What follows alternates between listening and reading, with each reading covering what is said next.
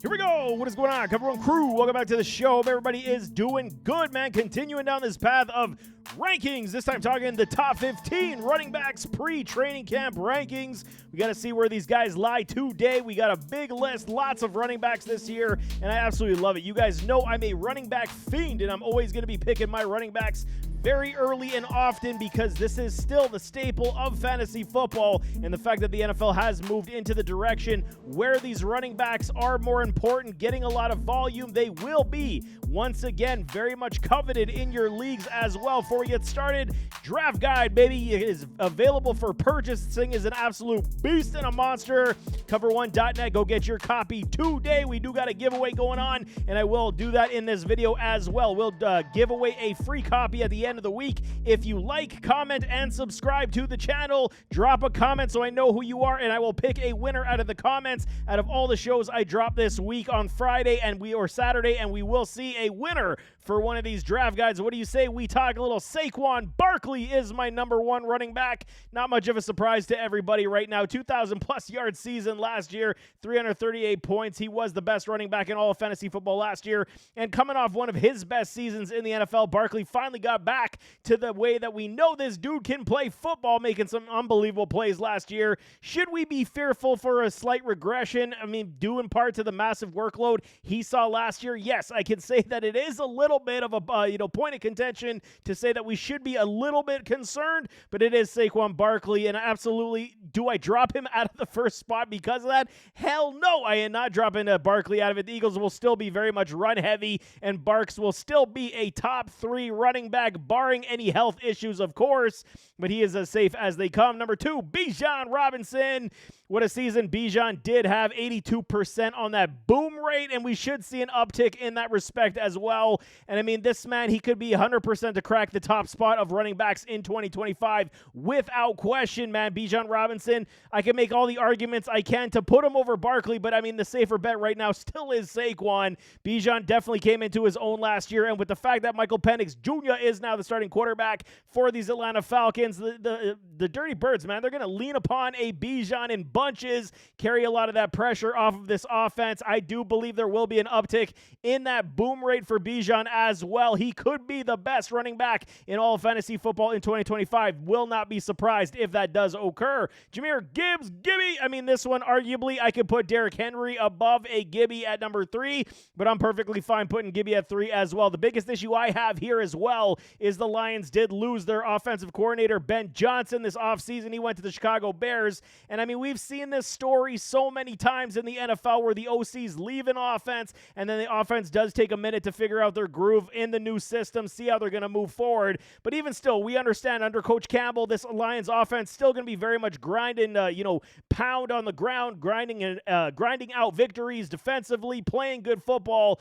And we know that, Gibby and Monty show is going to be still, the bread and butter of this offense, setting up the pass for a Goff and company. Gibby, I mean, he's going to have another great season, but it's still going to be in a tandem with a Monty. Should we expect 336 points or a regression? I do believe, barring any injuries to Monty as well, we're going to see a regression in those points. You got to believe, but the boom rate should still hover in the same realm, and he will still flirt with top 5 numbers. Gibby at number 3 is definitely due in part to the season he had this past year. Derrick Henry at number 4. Massive season for Derrick Henry. 94% on that boom rate. 326 points, ranked as a running back 3 last year. Absolutely.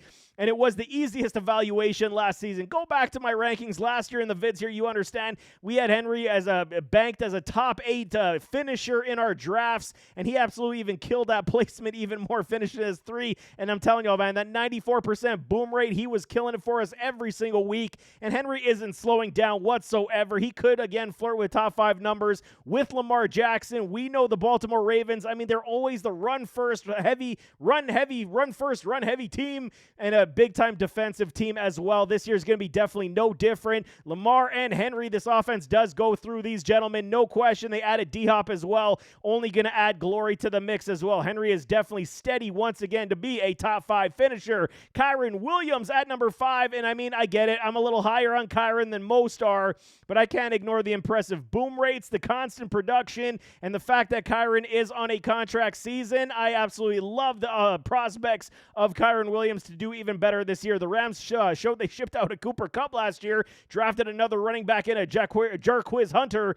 They're hedge betting, man. It's Blake Corum, Jarquiz Hunter. If they cannot come to a new deal agreement between the Rams and Kyren Williams, which means we know Kyren he's going to run wild. He wants his bag this offseason. There's going to be a lot of good quality running backs coming into the open market next year as well. They also added a Devontae Adams to the mix, so this offense definitely is going to be running high-octane moves, and Williams, again, he's going to lead the charge in this backfield. I'm super excited for what a Kyren Williams can do this season. Josh Jacobs, number 6, Green Bay Packers. And if it wasn't for the Jordan Love injuries last year, would the Packers have altered their path and been, the more feature approach for Josh Jacobs, being that workhorse back? Because it didn't start out the season that way until Jordan Love did fall down, coming off nearly, 350 touches. I do worry a little bit about the potential of Jacobs finding his way into the medical room, because we have seen it in years past with the Las Vegas Raiders when he did have heavy workloads. We saw Jacobs start to get nicked up a little bit as the season did wear on, but I mean, he showed he is a beast in this offense, even better than years past, you want to believe. I got to say, regression on TDs could be coming from that 15, but the yards should be easy to find, and I do believe that this offense still will utilize a Josh Jacobs in a big heaping of ways. Love him at number 6. Jonathan Taylor, JT at number 7. Y'all know JT is my dude, man. Running backs, I love it so much, man. It's making a wave of supreme relevance back to the NFL. You guys know I love this stuff so much with the running backs. JT finds himself a little disrespected on my ranks here at number 7, but it's just because of the guys who's in front of him. So, I mean, take this as a, compliment, the fact that I still think of you very highly as a running back 1, JT. And I'm telling you right now, I could easily jump Jonathan Taylor into my top 5 and feel great about it as well. I have no issue taking a wide receiver early and then hoping to get JT on the comeback. Just depends on where you're drafting, but that could be a very sound move. If you get somebody like Chase or JJ, come back and get JT. That's absolutely glorious for me, because I'm totally fine with JT being my running back 1 as well. And if the Colts do move with the Danny Pennies, Daniel Jones at quarterback, I love the prospects of what this offense could be with all the weapons they do have in a Josh Downs, Michael Pittman. I love every ounce of it. The rookie tight end Warren. This offense could be something, very, very nice if Danny Pennies can play ball. Injuries have been an issue of late for JT as well. That's kind of why I dropped him to number 7, just to play it on the safe side just a little bit. CMC, Christian McCaffrey, number 8, 49ers. Speaking of injuries, we got CMC on a massive discount here at number 8. I mean, the 49ers also moving in a direction where they're getting younger in many positions on both sides of the football, including running back. They're hedge betting with CMC now as well. CMC has said he feels great. He says he's back to 100%, but coming off any Achilles injury, it's a massive risk to re-injure without question, and could leave us, looking for answers once again at the running back spot. If he is healthy, truly healthy, rank 8 will be the best value at running backs on the ROI in our entire fantasy football drafts. Without question, if he is healthy, plays a full 17 games, it's going to be the best ROI for running backs. There is no question. Imagine getting, 300 plus points from your running back in the second round. This is going to be killer league winner stuff. But again, you got to say, will he stay healthy? And if CMC, we are picking him at this point, I got to say, man, we got to hedge bet, and you got to pick up more running backs in your drafts to hedge bet a Christian McCaffrey. Number 9, Devin off the A-Chain. Miami Dolphins last year, everybody saw a regression out the door. Mostert, in the door now. Rookie Ollie Gordon. A couple other running backs added to the mix as well. The Fins, okay, they got a good stable of running backs to compete, for touches.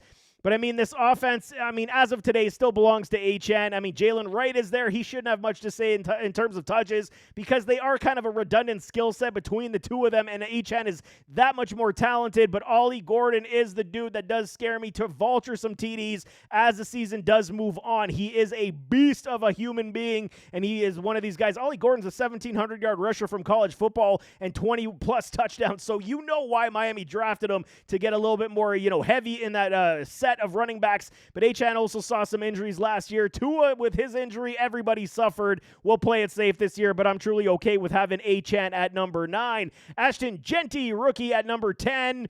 Okay, and I get it, most won't like this placement for Jeanty, but I'm telling you, I can't push him up any further because the hype train is legit out of control on this man. Listen to me while I put it into perspective for y'all. Consensus ADP right now has Ashton Jeanty as running back 4. Give your head a shake just a little bit. I'm telling y'all, man, this is just danger. You're playing with fire.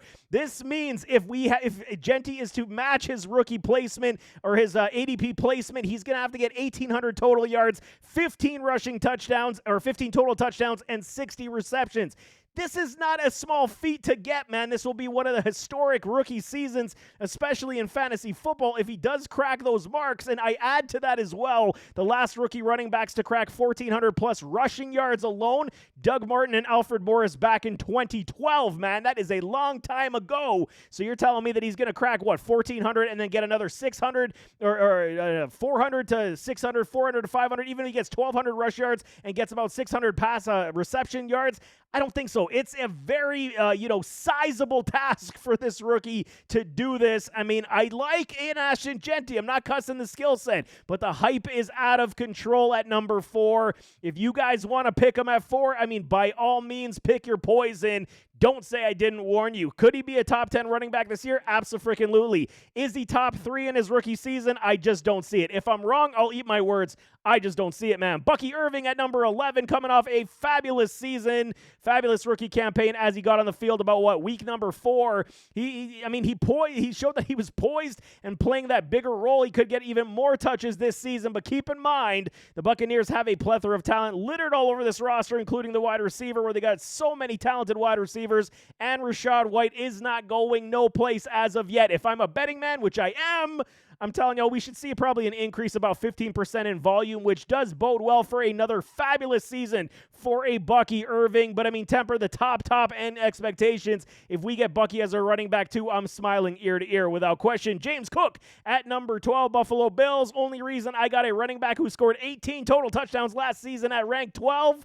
The contract situation, man. The issues with the contract, we've seen how Cook has already stated he wants at minimum $15 to $20 million for his next contract. We know the Buffalo Bills at this point are not paying that to this man, even though, arguably he is the second best player on this team behind Josh Allen. And you guys know that James Cook is my dude. I was so excited when the Bills drafted him because I was pushing for it. The Bills required speed to take some pressure off of Josh Allen. But my biggest issue right now is, will he play it safer this year because he doesn't want to get injured in hopes to garner that massive payday? That is my biggest concern with a James Cook. Could he protect his body, or is he going to leave it all on the field? I gotta say, it's going to be in between somewhere. It's a major concern for the top end point productivity that we should see. If he is playing full, I mean, that ceiling is absolutely very high in both the run and the pass games, and the Buffalo Bills will try to be going for that Super Bowl. So we will see. It's a risk. So if I do take a James Cook, I'm definitely taking a lot more running backs as well. Breece Hall, number 13, New York Jets, and you guys know I'm a huge Breece Hall supporter as well.